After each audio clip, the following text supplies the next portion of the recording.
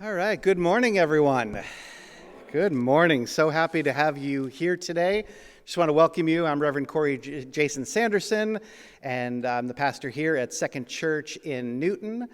We had an incredible opportunity last night. Some of you were able to be here for that, and today promises to be an equally great day. So some quick housekeeping kinds of things. There's one bathroom in the back.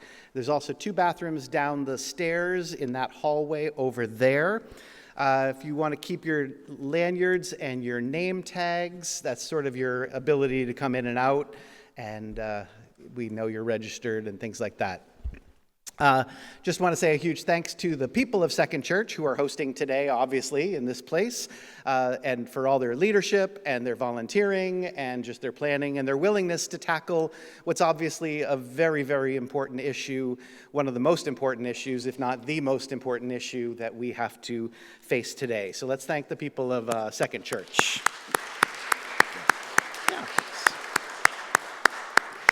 I just want to say thank you to our sponsors. We've got three really wonderful sponsors who've been super helpful. This is not just a writing a check kind of thing, but real making great suggestions. We have Unite Boston, which is a group in Boston that tries to bring together a diverse group of Christians, from Catholic to evangelical to mainline to anybody, and really build partnerships and a sense of covenant that we all share together.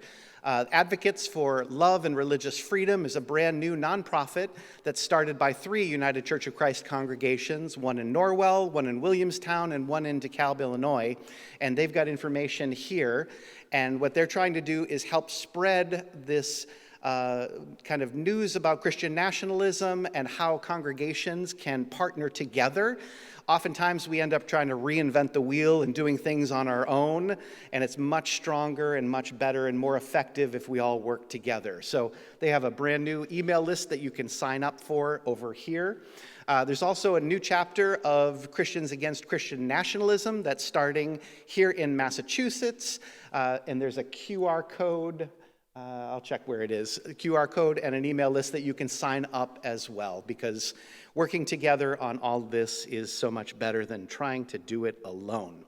And also the Center for Transformational Leadership, which is part of the Southern New England Conference of the United Church of Christ, which is the denomination to which we belong, has been a huge help. And raising up people to be bold prophetic leaders and churches is a main focus of that. So actually, Reverend Chris Davies is here. You want to raise your hand? Yep. So we'll hear from our sponsors, and you can connect with them during lunch and all that kind of good stuff. We have a whiteboard over here, and what I'd love if sometime during the day, anytime you need to get up and stretch, feel free to just walk around the back. We'd love to hear what you are learning and what's important to you. You can leave any other messages, or if you have any ideas about how we can build relationships or even mobilize together, please feel free to make use of that. Thanks to the Newton Police, who've been helpful for yesterday and today and tomorrow for making sure that everything's great here on Indigenous Peoples Day weekend, and we celebrate, all the folks who've cared for the earth and been part of this journey that we have. So our speakers for today are basically going to go in about an hour and 15-minute block, and we'll have time for question and answer. We'll have time for you to talk amongst yourselves with your people in your pews.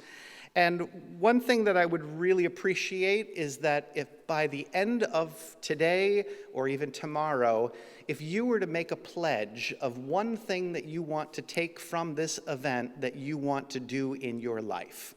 Because we don't want this just to be an academic affair. We want this to be something that you are willing to do. Maybe it's writing a check. Maybe it's a letter to the editor. Maybe it's joining an organization. Maybe it's starting an organization.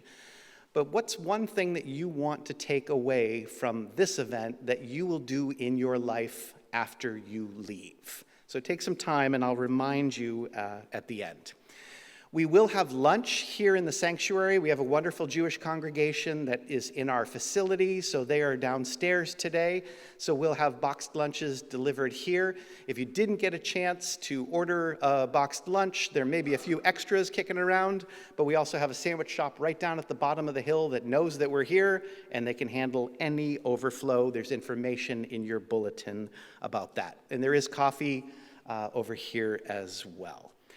So I think that covers pretty much most of the basics, and I think it's time for us to welcome Taino Palermo to come speak to us, and let's begin. So let's welcome Ty. That's great. Yeah, thanks. Okay, so my name is Ty Palermo. I am an attorney and a professor of law. I teach tribal courts, federal Indian law at Roger Williams University in Rhode Island, which is the only law school in Rhode Island. And I'm referred to as Amak Guatu, which translates to River of Fire, or Fire River, as my people refer to me as. My people are from the Batamaya Guanilla region of Borinquen, which you know today as Ponce, Puerto Rico. I have grown up kind of with multiple identities, which was very confusing as a young person, being Puerto Rican, and what that means as a colonial entity of the United States, being from New York City, a New Yorican, which has its own identity as an assimilated person who grew up in my parents and uncles were parts of civil movements, Young Lords, Black Panthers in New York City, and so I grew up around kind of that civil fight, community leadership, and then the practices of my grandmother and my mother in particular, which involved a language that wasn't Spanish, which involved practices that were outside of our Catholic faith. And so I knew that to be our indigenous practices. But I also grew up in American public schools where we're taught Columbus killed all the Tainos and they don't exist anymore, which was really difficult for me, who would come home to Tainos. And I'm named after my people, and my sisters have indigenous names. And so that was a real kind of identity twisting thing for me as I grew up and kind of got older and tried to understand who I was professionally. And I had a career in community economic development, education reform, and I kind of hit a ceiling when about 2018, I was getting involved in community work in Puerto Rico after Hurricane Maria, and realizing that the indigenous communities there needed some legal representation. So I left my career and just went to law school. And then COVID happened, so it was actually law school online, which was great. And then I started the Center for Indigenous Peoples' Rights, which is the East Coast only full-service pro bono legal aid center for indigenous people and tribal communities. And we work with federally recognized tribes, state-recognized tribes, indigenous migrant communities like Central South American indigenous folks in New Bedford, who sometimes they get clumped in with Latinos, but they don't even speak Spanish. And so, it's a very unique population on the East Coast. See, we are a first contact region. Here is where settlers made first contact, just like in the Caribbean. And so we kind of forget that indigenous affairs started here, because now when we think about Native American things, traditionally we think about big reservations out in the Midwest and federally recognized tribes, Cherokee and the Navajo, but it all started here. And we'll go through this and talk a little bit about this.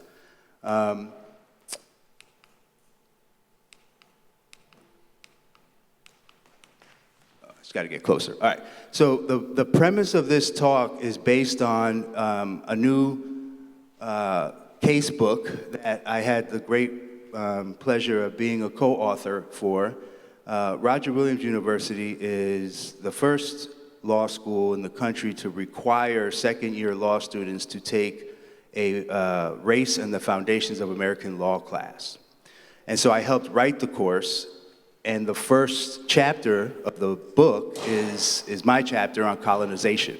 So this presentation is an adaptation of that. That book was just released this year, and it's published by Aspen, who publishes all the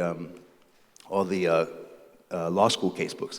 So our agenda is really going to flow like this. I'm going to talk about the foundations of Christian nationalism as it relates to colonization and this ideology that it's based on.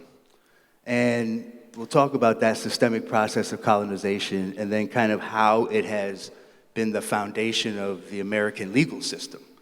And in that, we'll talk about, the consequences of that and what that has looked like over our country's 250 years as the United States.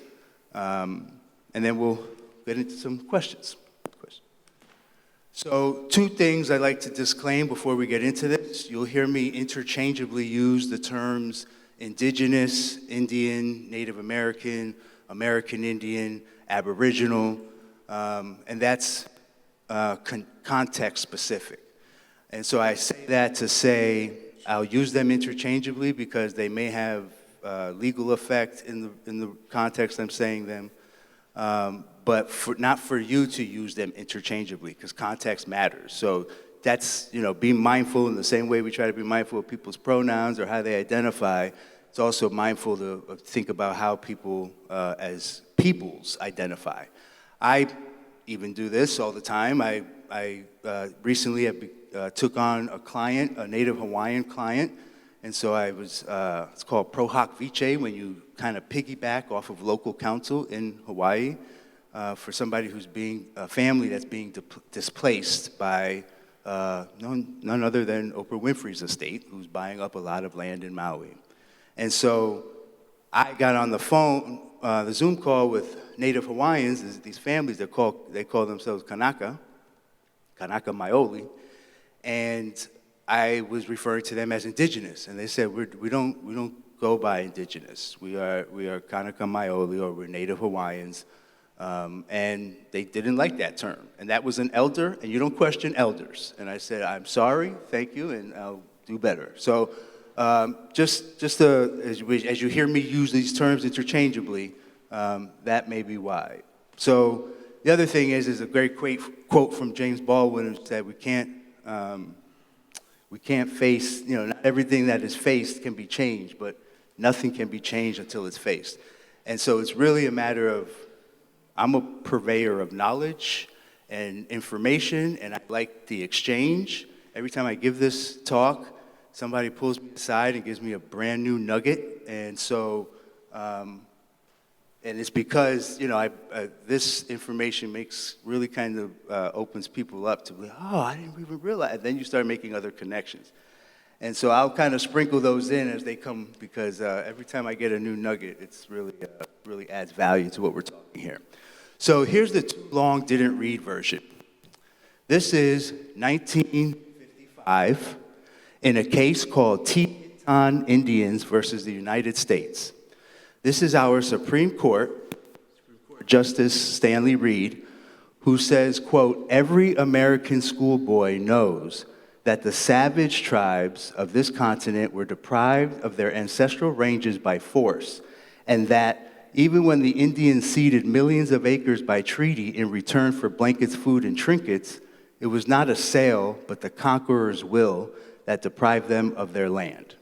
So, 1955. What I do when I give these, when I'm with my students, is I say, whenever we are studying a case, first thing you should look at is the year. Then put yourself in the time frame of that. So now you're contextually grounded.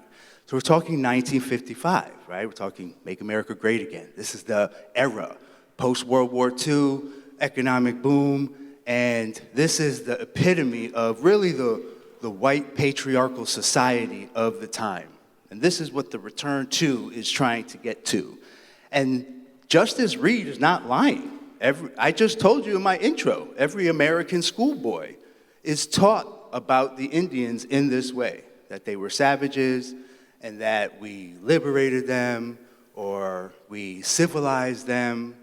And it's just the conqueror's will. So where does Stanley Reed get this, where does this kind of ideology originally find its place? And this is really the foundations of where it comes from. This is like the nuts and bolts, the formula. The European descendancy and Christian.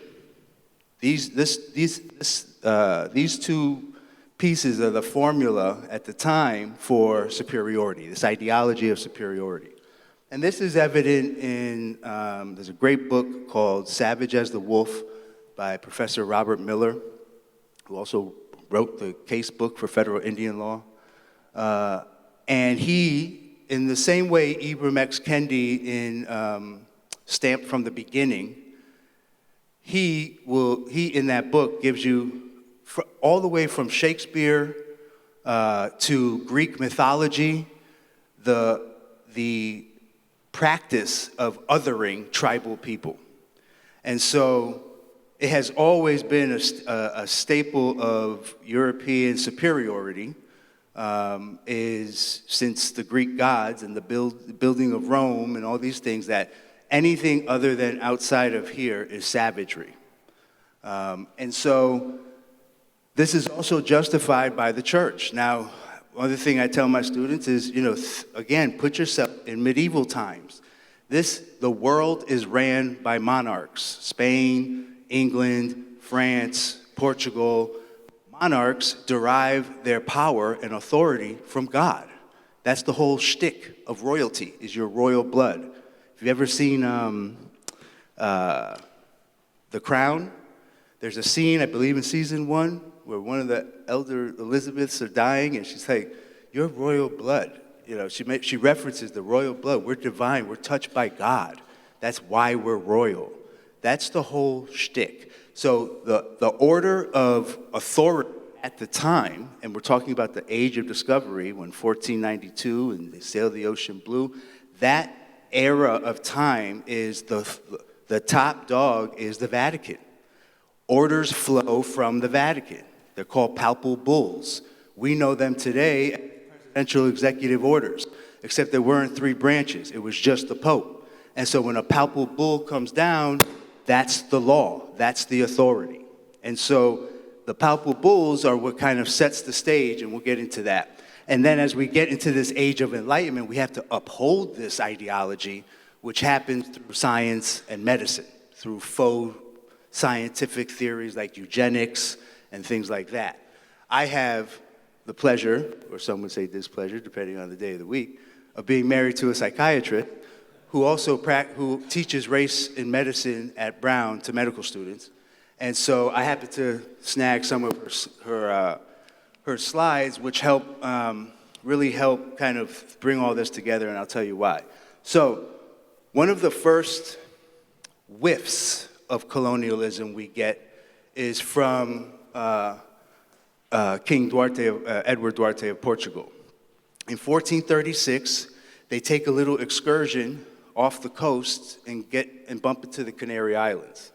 And in the Canary Islands, they see these people, walking around with not pageantry clothes, and they don't see pillars and buildings and monuments. And so the king writes to the Pope and says, "Hey, I think we could do something here. I think we could colonize these people, spread the word, and they wouldn't even do anything. They lack normal social skills and discourse. They act like animals," right? Now, this is already in the ideology, so he's just identifying what he's learned to be anything other than what we know is savage. And so that's one of the first documented pieces we see of this kind of interest in colonization. Shortly thereafter, in 1452, the Pope issues the Papal Bull, the legal authority document, the executive order, Dum Diversus, which says you can reduce any Circassians, Muslims, and pagans, basically anyone who's not Christian can be reduced to slavery, in perpetual slavery. And so this effectively initiated the transatlantic slave trade.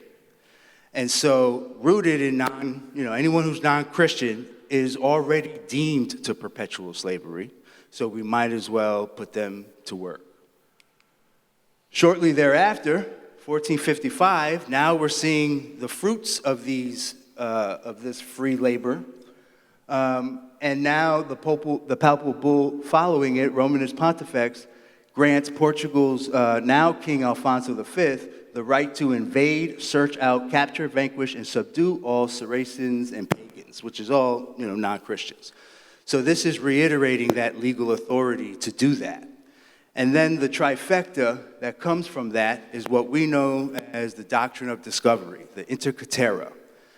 This is the third of the trifecta of the papal bulls that gives the license to conquer and then take ownership of land.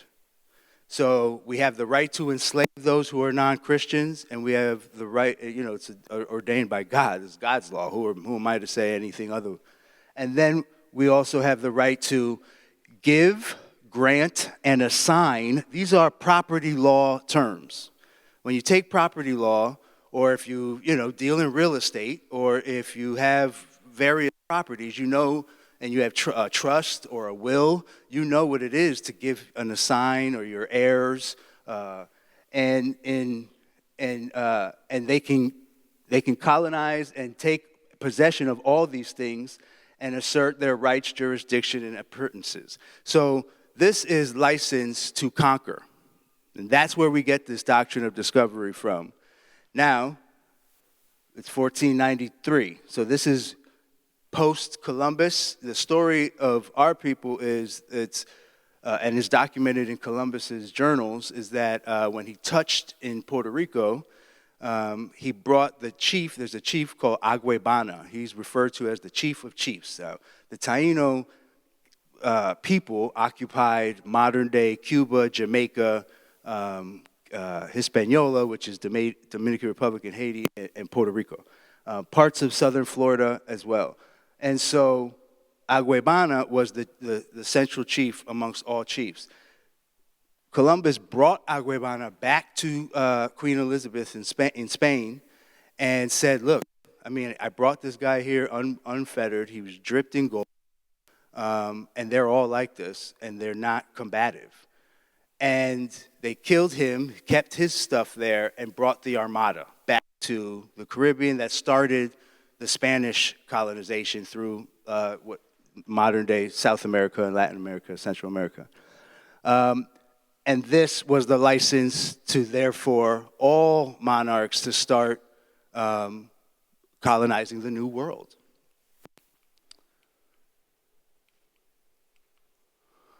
And this is just a graphic, and I can send Corey these slides to folks who register, so you can always refer to them. I have no protective license over this. This is important information to always be shared.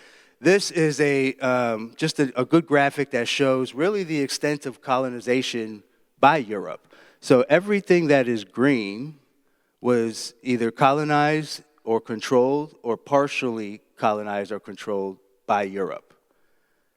Everything that is green. And then, obviously this is Europe, and never colonized by Europe are very, very small pieces. So Europe's colonization by way of these palpable bulls through their, divine authority has spread across the world. And so, as a lawyer, when there's law and you have to uphold the law, you have to ground it in, evidence-based research. But lawyers are not experts in all things, which is why we always need expert witnesses. So I practice education law at a private firm as well, and my firm also practices medical malpractice. And so I don't know, my firm, although they're great medical malpractice practitioners, none of them know the first thing about orthoscopic surgery or so you need a witness. You always need an expert witness. Well, if your expert witness at the time is holding up science that says white brains are bigger than black brains, men are smarter than women, tribal people are inferior and savages inherently, the law is, of course, going to follow and uphold that. And we'll talk a little bit about that, but that's where you get things like, slave fugitive laws, where it's like, that's backed up by the science, which will show that says, they have an inherent ability to be worked, and they're tougher, and they can deal with lashes, because that's how they're genetically wired to be that way. That's what science tells us. And this comes from the convergence of these two revolutions at the time, the scientific revolution and the age of colonialism. They're converging at this time. And one of the first instances that this becomes scientifically or medically documented is by a gentleman named Francois Bornier, who is a French physician. 1684, he's the first one that starts to organize the taxonomy of species. Okay, and so what he does is he creates 5 types of human beings based on physical characteristics. Now, it's a little hard to read, but it says the Americanus, which is the Native American. They are red, choleric, righteous, black, straight, thick hair, stubborn, zealous, free, painting himself with red lines, and regulated by customs, which is a very important distinction between the European colonial mindset and others, is that others, mostly tribal people, are governed by customs, whereas us civilized folk are governed by laws, okay? And so there's that distinction, which is the Europeanus. The Europeanus is white, sanguine, brownie, with abundant long hair, blue eyes, gentle, acute, inventive, covered with close vestments, and governed by laws. Then you have the Asiaticus, who are yellow, melancholic, stiff, black hair, dark eyes, severe, haughty, greedy, covered with loose clothing, and ruled by opinions. And then you have the Africanus, black, phlegmatic, relaxed, black frizzled hair, silky skin, flat nose, timid lips, females without shame, mammary glands give milk abundantly, crafty, sly, lazy, cunning, lustful, careless, anoints himself with grease and governed by caprice. This is in the Scientific Journal of 1684, and this is Francois Bernier. And then building on that, because science builds on science, that's the nature of science, building on that is Carl Linnaeus. Carl Linnaeus is the first person to create the distinction between Homo sapiens as man and Homo troglodytes as apes. And so in the Homo sapiens, he adopts this taxonomy here into a form of chart, which is, just a chart, but he kind of breaks it out a little more in a rubric format. And so this is what is moving the field of science. And then we get Samuel Morton, who comes after. If any of you ever been to the campus of University of Pennsylvania, he had a collection of over 1,000 skulls there. And he was actually like a father of botany and like plants. But he had this thing around the natural sciences, and he amassed about 1,000 skulls to test this idea of the bigger, smarter brain of white people versus black people's brains and skull structures mimicking more of that of a ape. And so he then created a scale of the highest intellectual endowment, being Caucasians, and Ethiopians as, I guess, a representation of black people as the, quote, lowest grade of humanity. And so this is the science. And now, without making this a medical school lecture, this is just a summary. all the way up into the 80s, where we are still perpetuating this idea of black brains are smaller than white brains in medical journals, okay? And I intentionally highlight, these common themes: adolescent races, instinction for submission, the noble savage is the belief that blacks were immune to mental illness, the theory of racial infection, the warning of whites of psychological dangers of living in close proximity to blacks. That's Carl Jung, famous psychiatrist. Rarity of depression among African Americans due to their, quote, absence of a sense of responsibility. So how could they be depressed? They have an absence of a sense of responsibility. And so this is the science.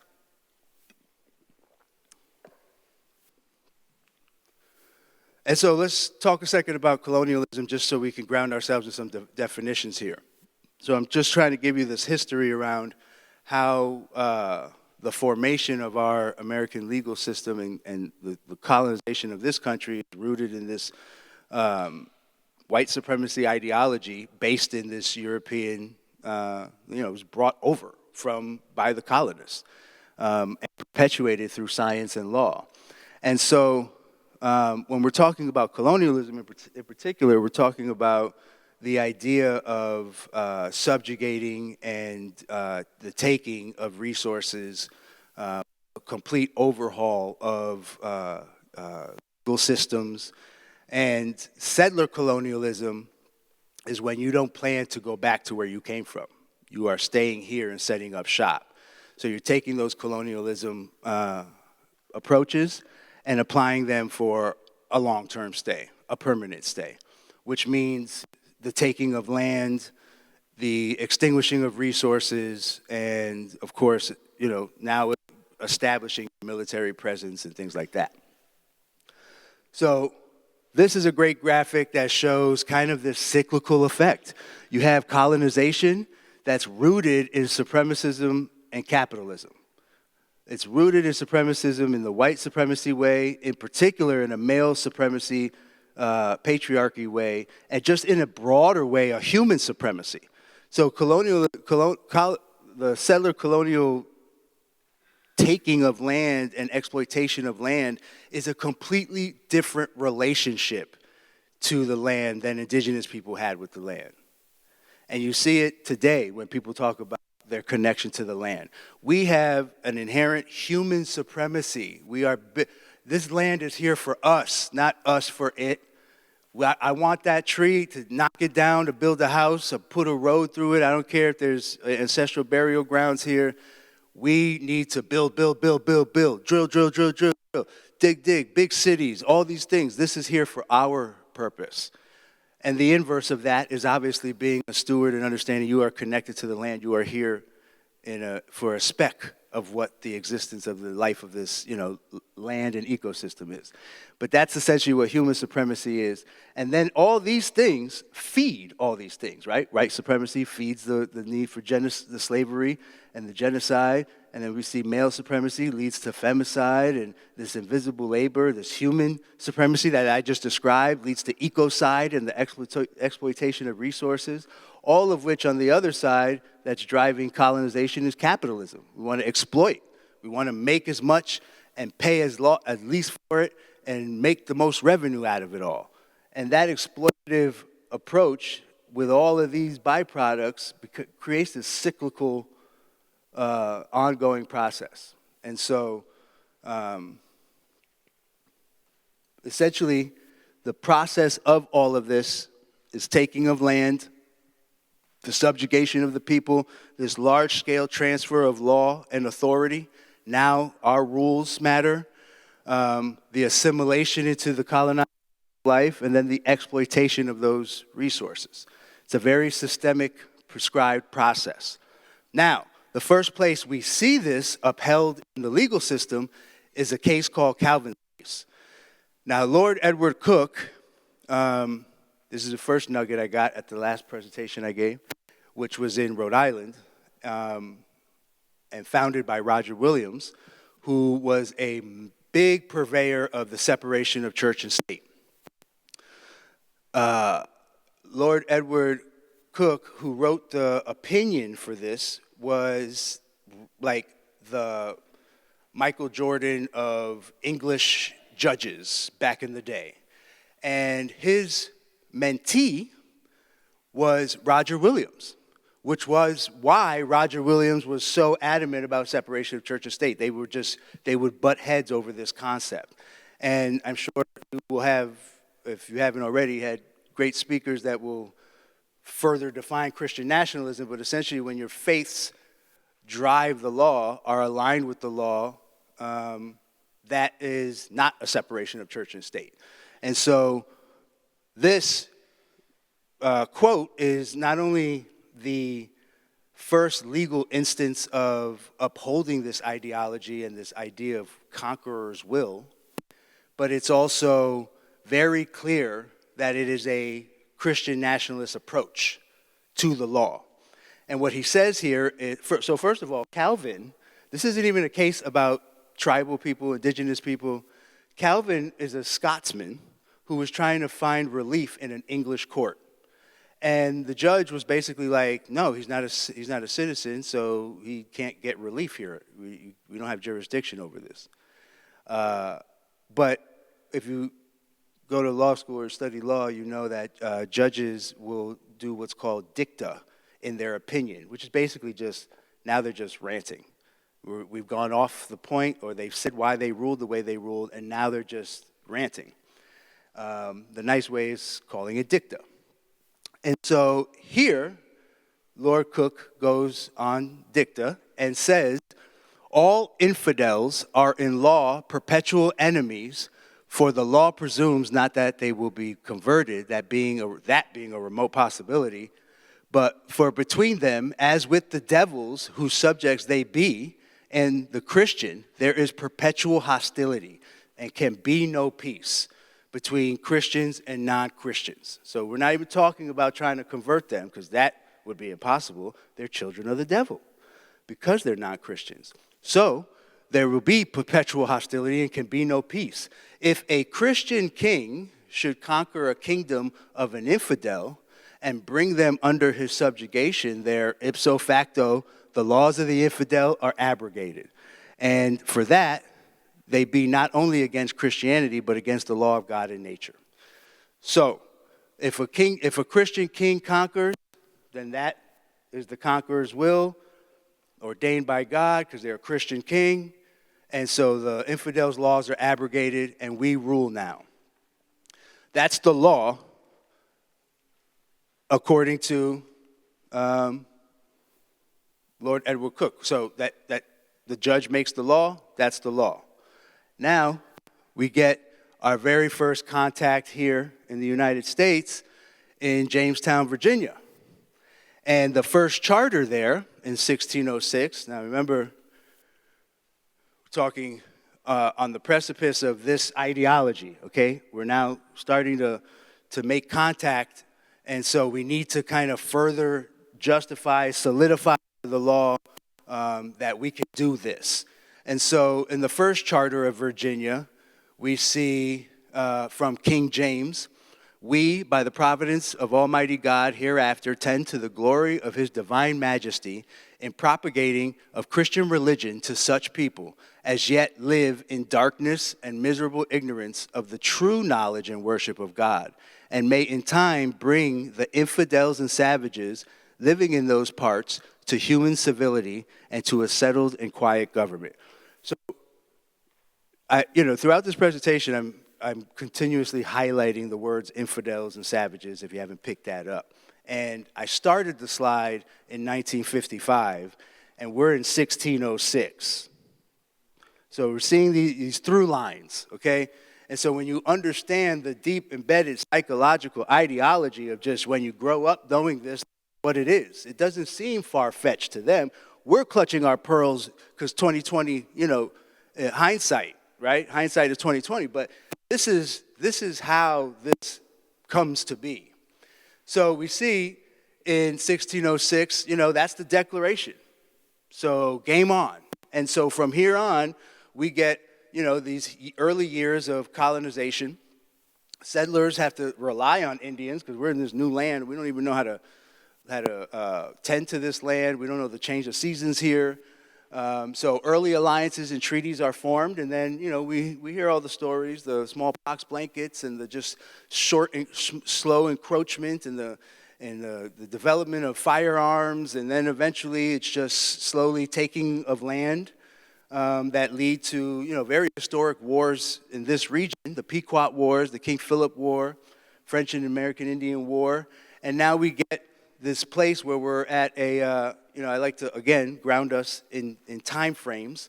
And so we're talking the birth of this nation. And as we initially began in this region, this is the size of the U.S. in 1783. And by 1803 and 1821, we get like the whole, maybe 2/3 here. And then through, Mexican-American wars and more taking of the gold rush of, 49ers and all that. And now we start to acquire all of this land by 1846, 1848.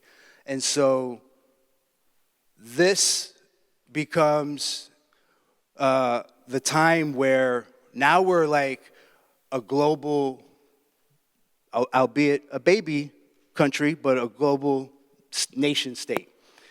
And so we have to kind of make sense here. We can't keep fighting Indians. George Washington is now leaving the presidency. And for those who aren't George Washington buffs, he was a land speculator. So he helped, form our country in this way. And so once he got out of office, he just started buying up large swaths of land, knowing the expansion and the development was going to come. Now, there is a book called Federal Indian Policy, The History of Federal Indian Policy. Page 1 is George Washington's letter to Congress when he leaves office. And he says, in short, basically, we can't keep fighting the Indians because they are wild beasts of the forest. Every time we try to drive them out, they're going to come back because they're as savage as the wolf, okay? So we can't keep fighting them. We have to legislate around them. We have to try and negotiate with them, but we can't keep fighting them. It's costly, and it's just not an effective way of doing things. So shortly thereafter, Congress passes the Indian Trade and Commerce Act. That means that only the federal government can deal with Indian tribes. And so shortly after that, we get the first instance where we pull it out in a legal case. This is the United States' version of the Calvin's case. This case has been cited in Australia, New Zealand, Canada, as legal grounds for the doctrine of discovery. It's called Johnson versus McIntosh. And the short of it is that the Piankashaw Indians sold a piece of land to missionaries who were doing work there. Another gentleman bought that same piece of land from the federal government.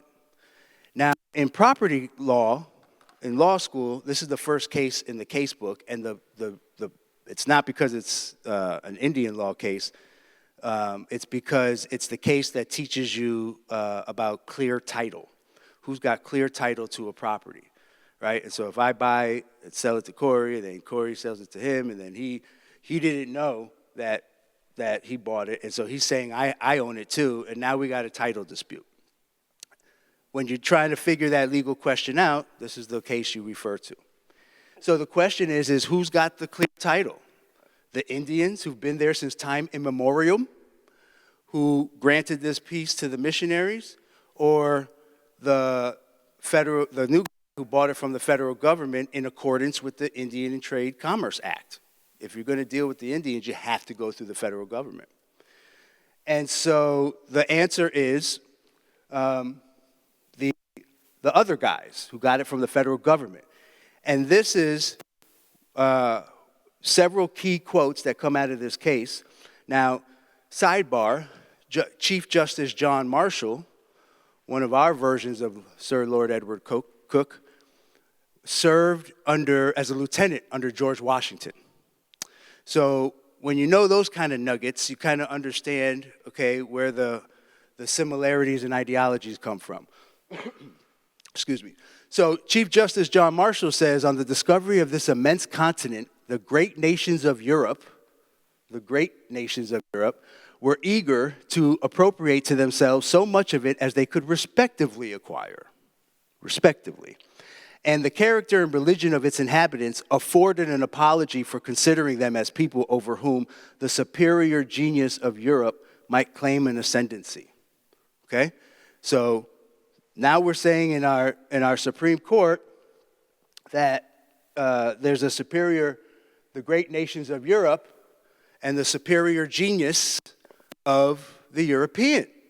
Where did he get that from? Got it from Carl Linnaeus, Francis Bonnier. And he says the tribes of the Indians inhabiting this country were fierce savages, whose occupation was war and whose subsistence was drawn chiefly from the forest. To leave them in possession of their country was to leave a country a wilderness, right? Because they don't live like us. And where did he get that savage as a wolf idea? And the fact that they're just gonna keep going back into the wilderness because they're wild beasts of the forest. He goes on to say, conquest gives a title which the courts of the conqueror cannot deny. The court of the conqueror is going to tell the conqueror that they can't have what they conquered. Our job is to uphold what they've conquered. We're not going to tell them they can't have it. The United States maintain, as all others have maintained, that the discovery gave an exclusive right to extinguish the Indian title of occupancy. So where did that come from? The Papal Bull. The Pope himself said it. You go there, you conquer, you spread Christianity, whatever's there is yours. I don't even know what's over there, but it's yours when you get there. And it becomes upheld in that case. And that doctrine of discovery is still good law. And people gasp when I show this because, a pioneer of civil rights, okay, Ruth Bader Ginsburg, quoted the doctrine of discovery in a case that now has created a federal prohibition for any tribe to ever seek an Aboriginal land claim in federal court because of her opinion in this case. The United Nations, under a treaty, were guaranteed several thousand acres in upstate New York. We're trying to assert rights to it, and in the holding of this Supreme Court case, 2004, under the doctrine of discovery, title to the lands occupied by Indians when the colonists arrived became vested in the sovereign. First the discovering European nation, and later the original states and the United States. The Oneidas long ago relinquished the reins of government and cannot regain them.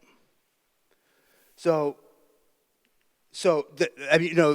the reason this is also important is because to show you how deeply embedded in the psychological mindset, so deeply tucked in your subconscious, is white supremacy ideology. It's not isolated to just white people. It is a pervasive, historical, generational, evolutionary concept that's been baked into all of these aspects of our daily life. In the science aspect, my wife will challenge the way she teaches this in medicine is to show how people write medical notes. And so black man comes in, blah, blah, blah, blah, blah. And what does black have to do with the male who has something, something, something? Because black isn't saying that whatever pain diagnosis scale they may be associated with is subconsciously different than that of their white counterpart. But you just put black. You didn't even realize it was that deep. And that's why, this is very important to understand how all these connections are made.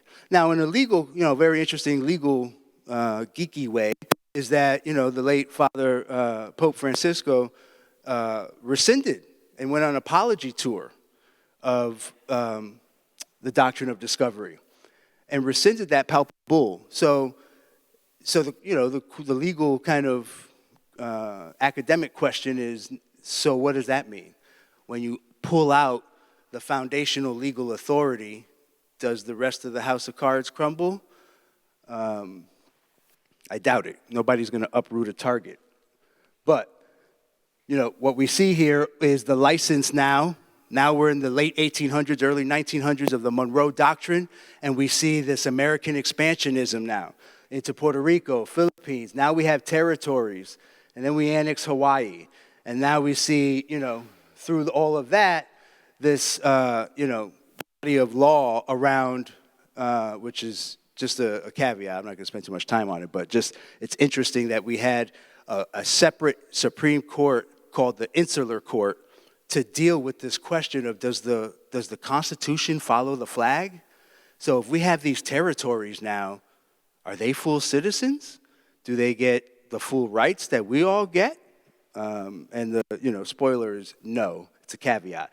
This is a political cartoon that came out in the time. This is an African slave. This is a Native American Indian. This is an Asian person in the doorway. And this is Cuba, Philippines, Puerto Rico.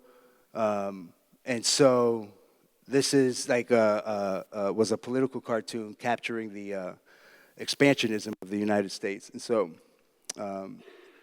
that's just more on the Insular Court. So one of the first cases that come up, of course, remembering our otherism of these folks, okay? And we're in 1901. From our construction of the powers of the government and the treaty with Spain, the danger of the nationalization of the savage tribes cannot arise.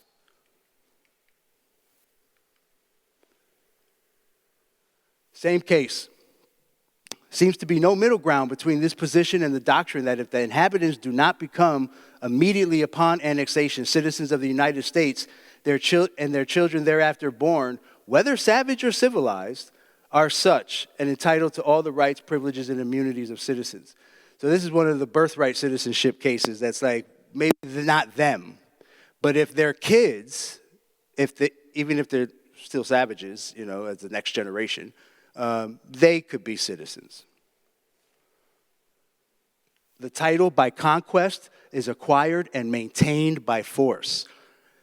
So what we're saying is, we have the conqueror's will. And we conquered, and we can rule and everything. And we maintain that rule by force. And so the conquered, be that as they may, conquered, shall not be wantonly oppressed. And we know how that went. So part of the colonialism aspect, the settler colonialism aspect that I told you about was assimilation, right? So now we conquer, now we take land, we've secured the resources, we've replaced our legal system. Now we need to make them civilized. Right? You may have heard the phrase, kill the Indian, save the man. That's where that phrase comes from. And this happens in a variety of ways, mainly language. And so in 1887, the Dawes Act banned Spanish as a language in Puerto Rico. The 1896 Language Act banned Native Hawaiian in Hawaii as a language, English only. The Education Act further banned Spanish language in public schools and textbooks.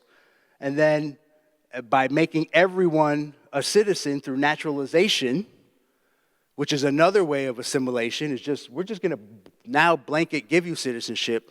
With that comes the duty of your Pledge of Allegiance, knowing English, knowing the American history, upholding that, and maintaining these American ideals. And of course, this is where we get the Indian boarding schools. This is a Navajo boy in 1882, and 3 years later, this is him fully assimilated.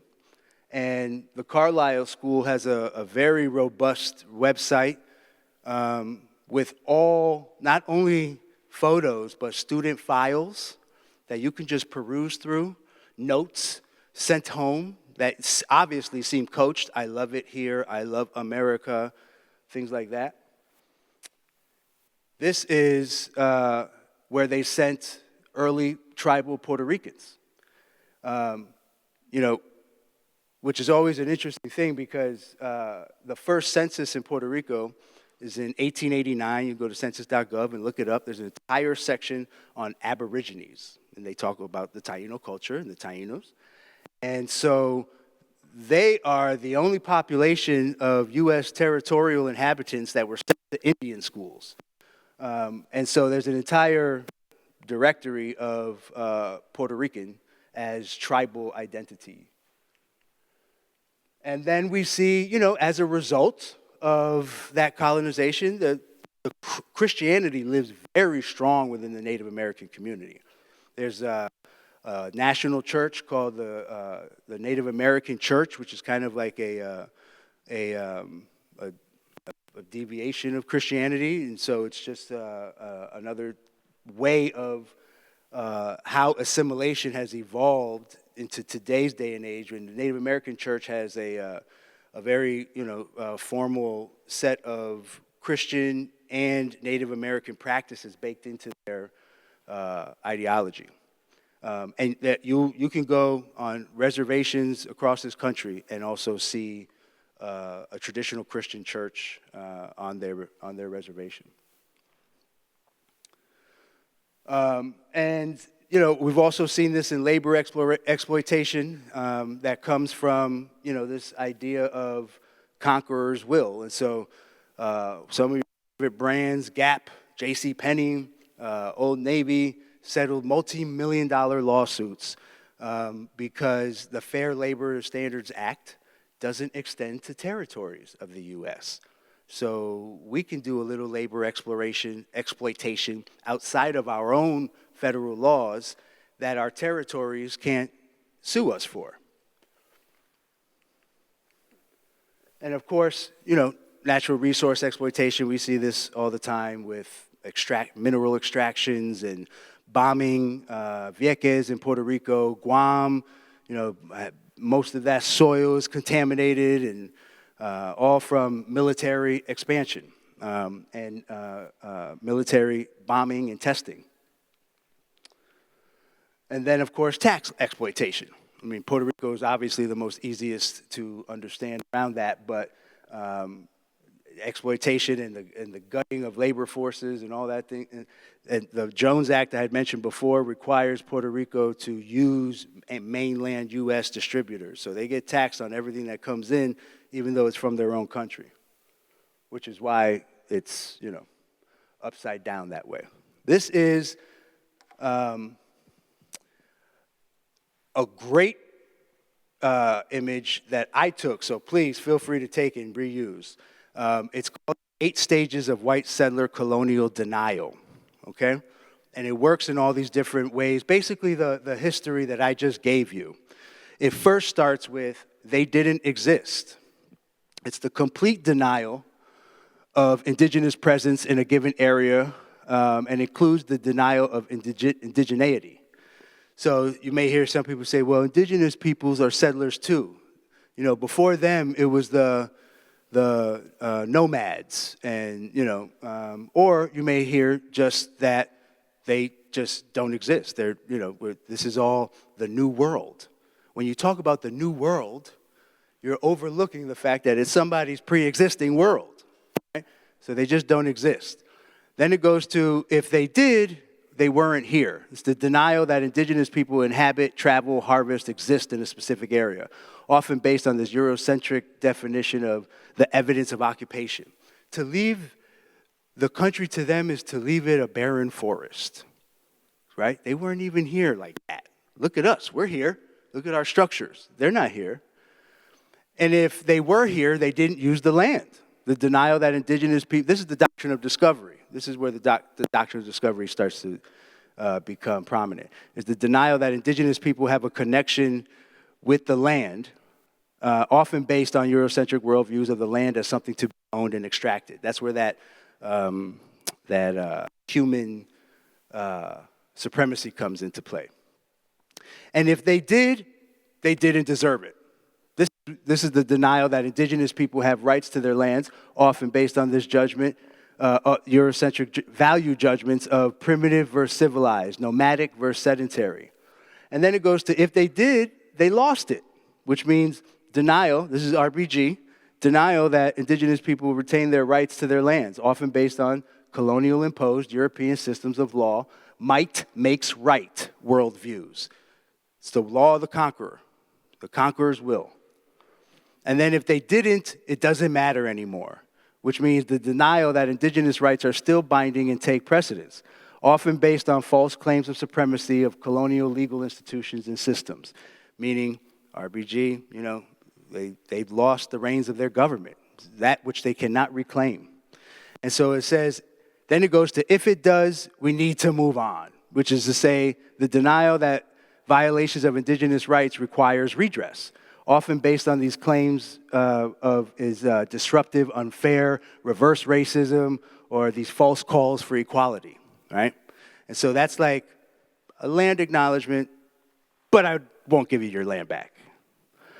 If we can't, we are you, which is this denial of, it's the denial of separateness of indigenous peoples. This is where it's like, I'm 2% Native, I identify. And that's not how to be an ally, but it's thinking you're an ally in that way. And which, of course, dilutes the broader historical identity. And that is where I end it. And I will open it up for thoughts, questions, comments, reactions. Thank you.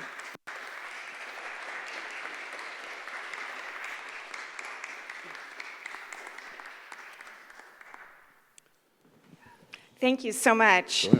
So you were focusing on science and law. I was at a Juneteenth celebration. We had a little seminar on the history of Juneteenth, and I was bemoaning the fact that I knew nothing about Black history, Medgar Evers and Emmett Till. Mm-hmm. And why is that? I was educated here.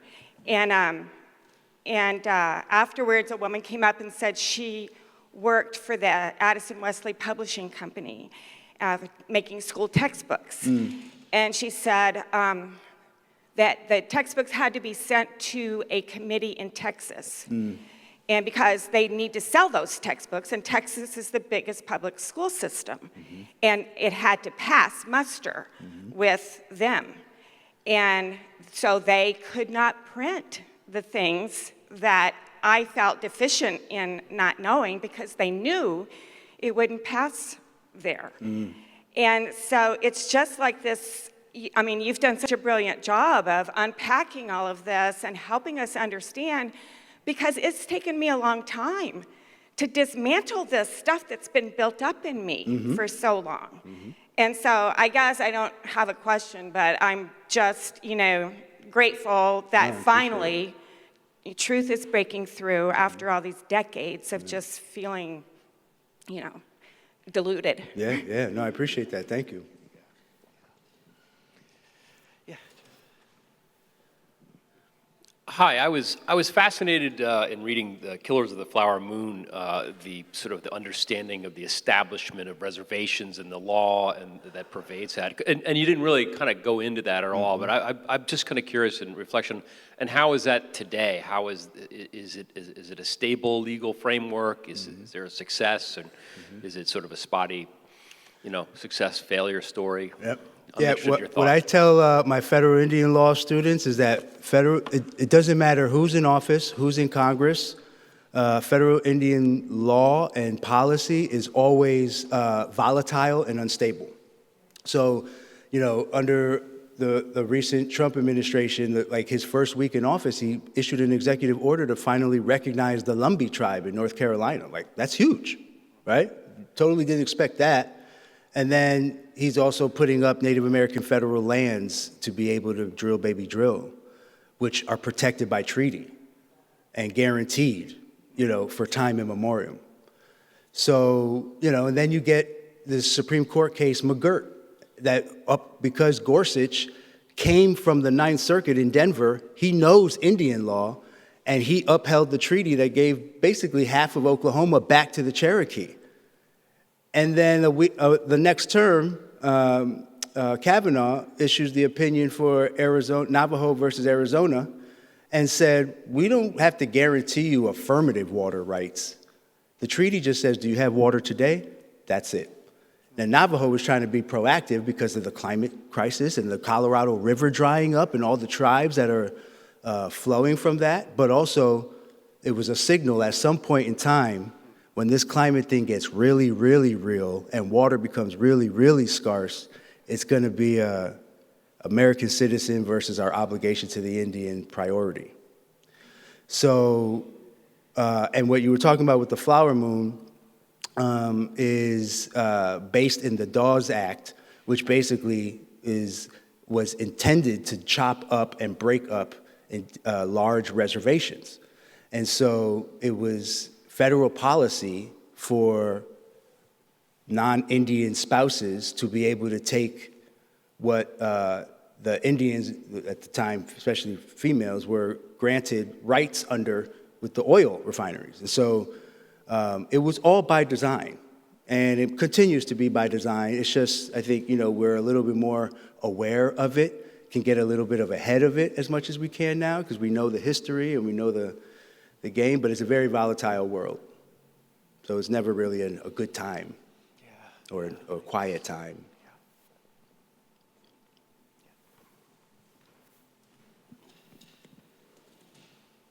So, what's our next move? Well, it depends. I think the next move is to make sure you're not the only one who knows. I'm actually reading a book right now called When Everyone Knows That Everyone Knows. And it's by a Harvard psychologist, Steven Tinker, I think his name is. And it's about common knowledge. And so it's like, it's one thing if I know this, even if we all know this in this room, but there's the city of Newton knows this, right? And so it becomes a matter of making sure that everyone knows, that everyone knows, that everyone knows. Think of it as the emperor with no clothes is the kind of fable, right? And so it takes the kid to finally be like, hey, why isn't he wearing any clothes? For everyone else to be like, oh my God, thankfully we can all say he's not wearing clothes.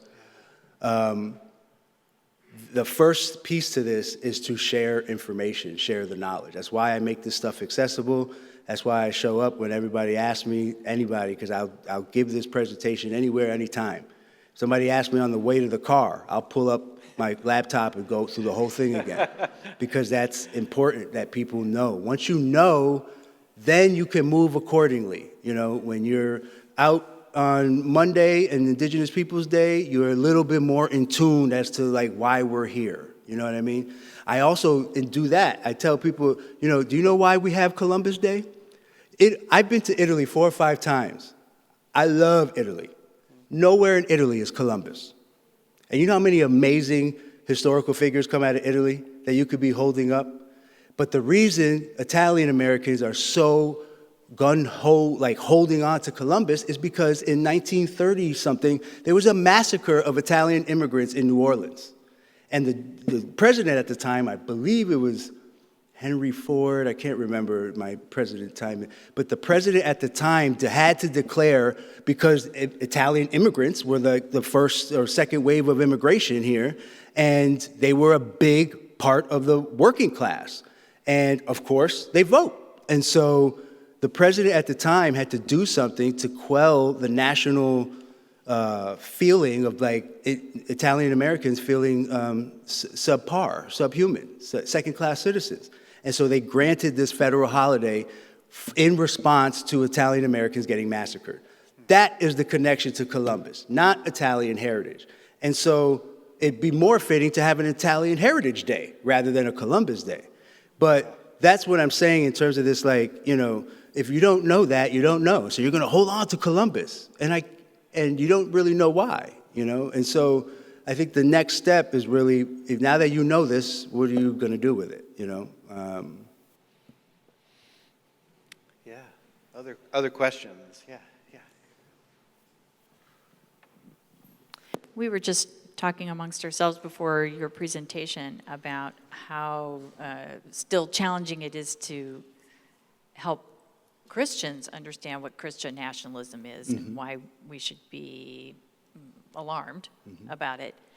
So can you comment at all on the conversation in the indigenous, Native American, Indian community, Christian community about some of the tensions around that and whether it's a topic of conversation?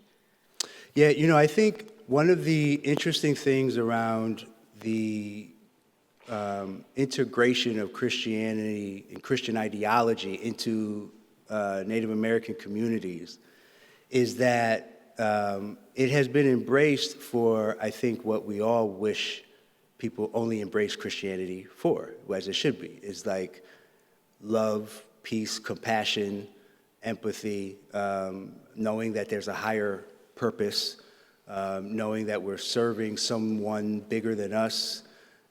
We will be judged when we leave here. That's not much different than Native American ideology around a creator, even if it's a multi-deistic belief of the God of sun, the God of war. It's an appreciation for things. We are not permanent people here. We are passerbys. And so the generational ahead thinking, this is all actually aligned with core Christian values. And so I think its origin story is one of assimilation and colonialism, but it has evolved into this embracing of similar ideologies. And two things are true, that its start is ugly, and where it is now has become a kind of beautiful synergy. And that's, and it's also a range of Christianity. I mean, the Navajo have a Methodist church, the Narragansett have just a Christian Narragansett church. So it varies in the spectrum of Christianity, but I think generally the ideologies of, goodness are really what aligns, and understanding that there's something bigger than us. I hope that answered your question. Yeah, that's good. Okay. Other questions? I also have my email there, so I'm always accessible. You can always reach out. Okay, well, let's give Ty a hand. Thank you.